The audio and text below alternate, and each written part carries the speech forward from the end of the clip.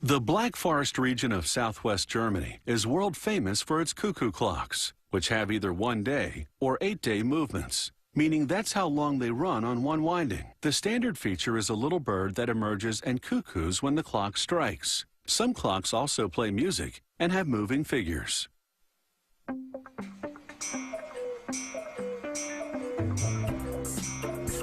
The intricate carvings that decorate many cuckoo clocks start out as a block of linden, a soft wood that's easy to carve.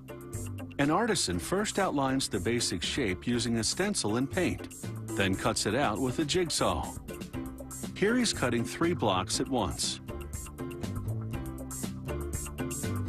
To steady the piece, he mallets it to nails protruding from a block of wood. Then he begins carving, using up to 50 different knives to sculpt exceptionally fine detail. The clock cases these carvings decorate are made of pine or plywood, depending on the model. Often a case has no carving at all. Instead, an artist paints an elaborate design. Some cases feature a combination of painting and carving. The technical artistry is on the inside. The clock's brain, called the movement, is a system of brass and steel gears. It keeps time and triggers the cuckoo function. The components and configuration vary according to whether it's a 1-day or 8-day movement. Workers sandwich the movement between 2 brass plates, connecting them at the corners with long screws. Then on the outside, they install the mechanism that times the chime.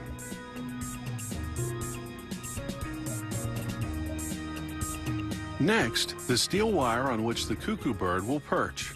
Then last but not least, the reels that will move the clock hands.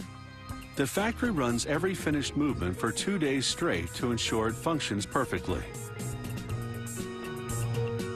The first part that goes on the clock case is the dial. They tack it with tiny nails. Next, the wooden cuckoo bird.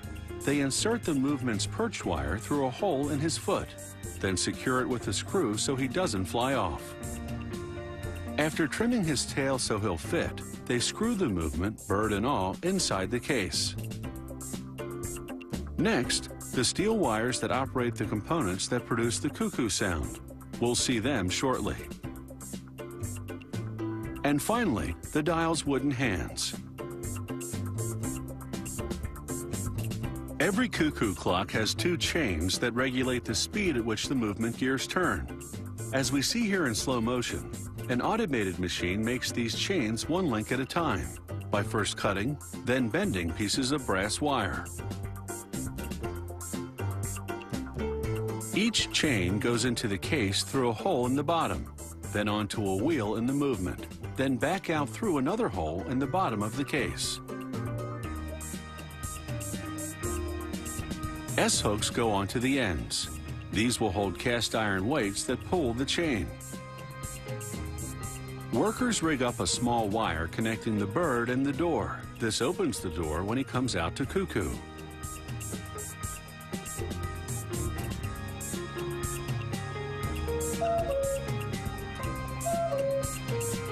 As this demonstration shows, the bird's cuckoo is actually the sound of air pumping in and out of 2 miniature bellows.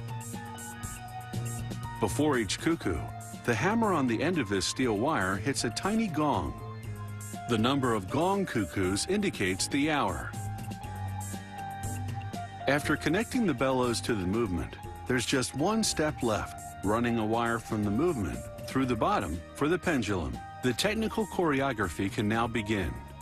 Winding up the clock raises the chain, pulling up the weight on the end.